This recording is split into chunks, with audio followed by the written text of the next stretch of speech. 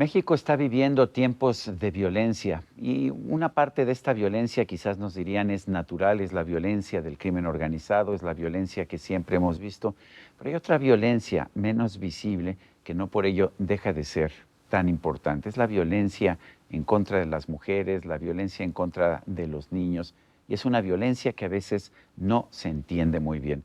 Yo quiero agradecer la presencia en este estudio de Jacqueline Loaz. Ella ha sido defensora de derechos humanos durante muchísimo tiempo, estuvo a cargo del Consejo para Prevenir y Eliminar la Discriminación de la Ciudad de México, fue secretaria ejecutiva de la Comisión de Derechos Humanos del Distrito Federal, es editorialista en el periódico La Razón y a partir del 2019 es directora de la primera unidad de género en medios de comunicación en América Latina, aquí en Televisión Azteca, en TV Azteca. Jacqueline, siempre es un gusto platicar contigo. Muchísimas gracias, Sergio. A ver, nos dicen algunos funcionarios que nunca ha habido mejor tiempo, que desapareció la violencia contra las mujeres porque ya no hay corrupción en la sociedad, porque ya no hay corrupción en el gobierno. Y yo sigo escuchando muchas historias que lastiman. ¿Qué nos puedes decir? Pues que la negación de la violencia en contra de las mujeres es otra manifestación del machismo, desafortunadamente. Es decir, durante años se ha invisibilizado esta cultura en donde desde la familia, desde el papá, la mamá, la sociedad, van privilegiando lo masculino sobre lo femenino. Y entonces estamos en un momento hoy históricamente en donde la pandemia no les permitió ver que las mujeres nos íbamos a quedar en casa con el enemigo.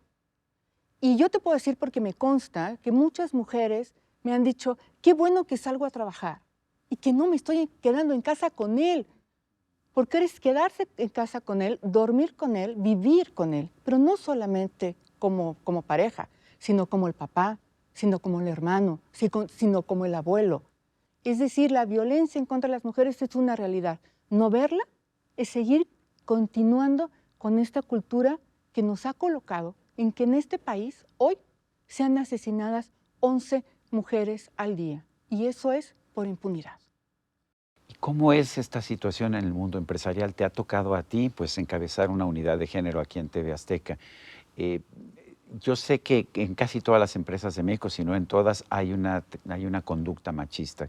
¿Qué has encontrado aquí y cómo se puede resolver eso? Porque me imagino que de lo que se trata es de resolverlo. Claro, bueno, hay que estar muy conscientes primero que es una conducta que se aprende afuera, se aprende en la calle, se aprende en la casa, se aprende en la escuela. Y cuando uno entra a trabajar, pues traes esta cultura al ámbito laboral. Y entonces esto que te enseñan en la escuela y en la casa lo quieres repetir aquí. Por eso es el que seamos la primera televisora en América Latina que tiene una unidad de género, tiene muchísimo valor, porque lo que estamos haciendo es construir espacios seguros, principalmente para las mujeres, pero también para todas las personas. Es decir, el tema del acoso sexual, el hostigamiento laboral y la discriminación son realidades culturales que se El manifiestan. acoso sexual ha sido muy común en todas las televisoras. Desde que yo entré a la televisión hace décadas y te encontrabas casos una y otra vez y muchas mujeres que pensaban, bueno, pues es que es necesario porque si no, no voy a avanzar. Si no acepto lo que me están pidiendo, no voy a avanzar. ¿Es cuestión también de educar a las mujeres? Mira, Me Too sale así Ujú. precisamente. Es este escándalo en las televisoras de Estados Unidos que después se reparte por todo el mundo. En México concretamente lo tuvimos a principios del año pasado, Me Too México. Claro, es que la cultura laboral siempre privilegia a los hombres y entonces en esta competencia muchas mujeres aceptaban esta negociación, ¿no? Que es una negociación del cuerpo, no consentida, pero es la única manera que ves para crecer. O peor aún, porque eso puede ser con cierta conciencia. Lo grave es cuando hay una obligación absoluta.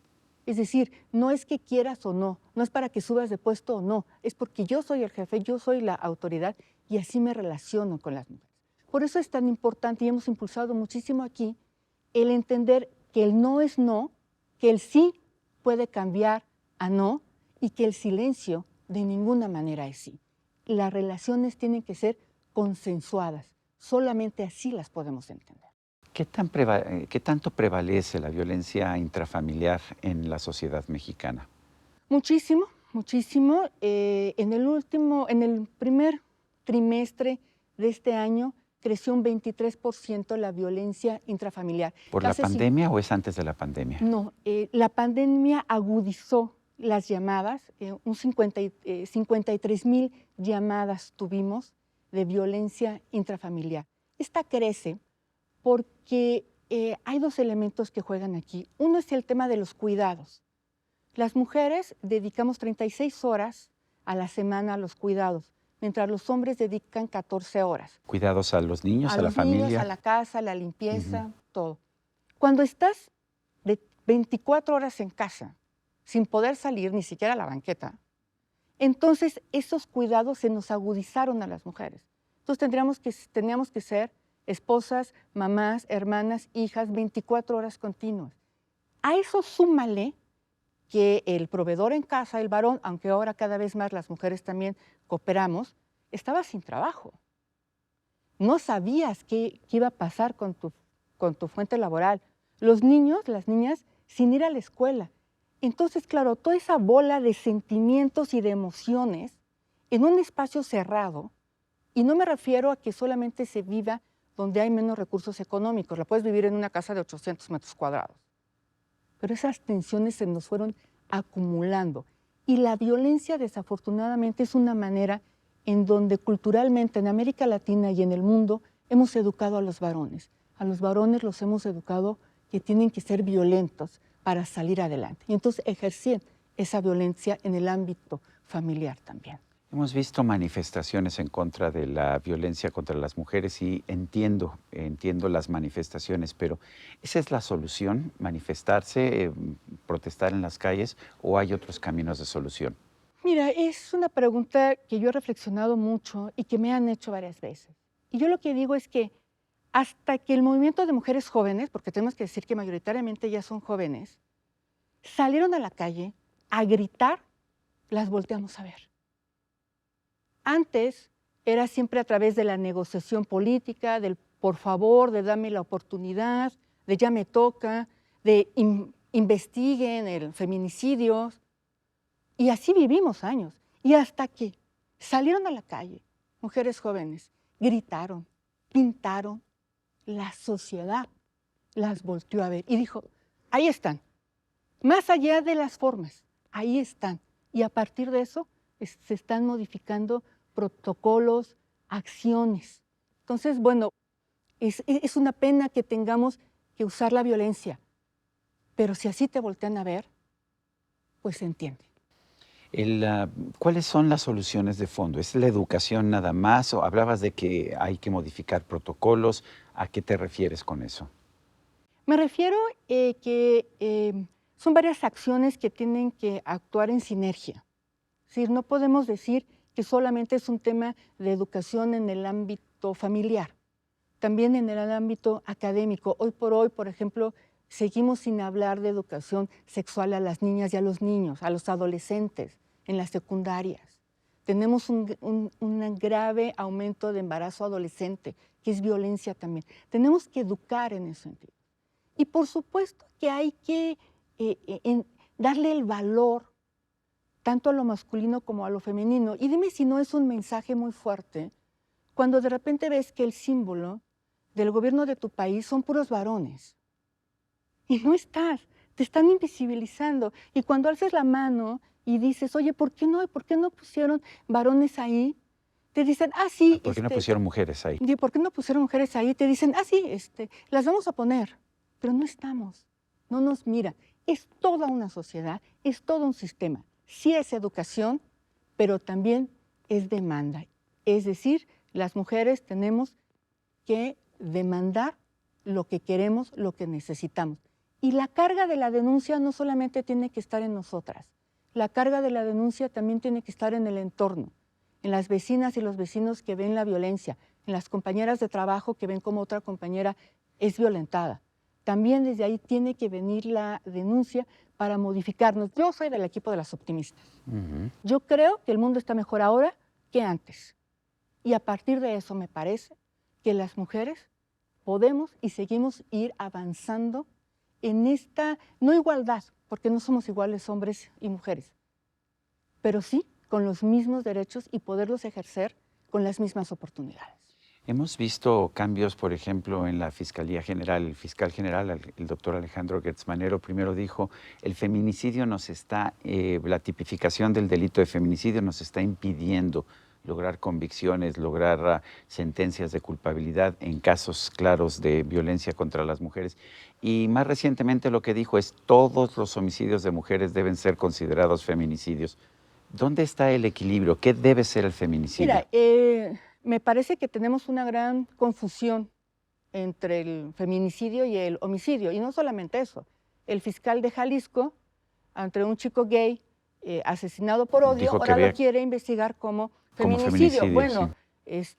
Se pierde incluso hasta el sentido del término, ¿no? Estamos perdiendo el sentido, porque además yo te podría decir que es una opinión bastante estereotipada. Puede ser un homicidio de odio, quizás, o puede ser un delito de odio. El feminicidio, el 85% de las mujeres asesinadas somos asesinadas por nuestra pareja afectiva, por odio. Eso es el feminicidio. Los varones son asesinados en un 80%, pero por otro varón y por otros elementos de violencia. No son competencias, no es saber a quién nos matan más, sino ver cuáles son las circunstancias. Y las circunstancias del feminicidio parte de una cultura machista en donde se manifiesta un odio hacia las mujeres o una posesión de nuestros cuerpos. Y entonces, cuando eso no se da, la pareja afectiva termina matando. Jacqueline, ¿te consideras feminista? Y en ese caso, en caso de que te consideres así, ¿qué es el feminismo en estos tiempos? Sí me considero feminista, pero sobre todo me considero una mujer que acompaña al movimiento de mujeres. Me parece que el feminismo es una parte del gran movimiento que somos las mujeres. ¿Qué es el feminismo? El feminismo no es el espejo del machismo. El feminismo es lograr trato igualitario entre hombres y mujeres. Alguien me decía en alguna ocasión, seguramente tú te acuerdas de quién fue quien dijo la frase, pero decía, el feminismo es la idea radical de que las mujeres tienen exactamente los mismos derechos que los hombres. ¿Así lo ves? Pues así lo veo, exactamente.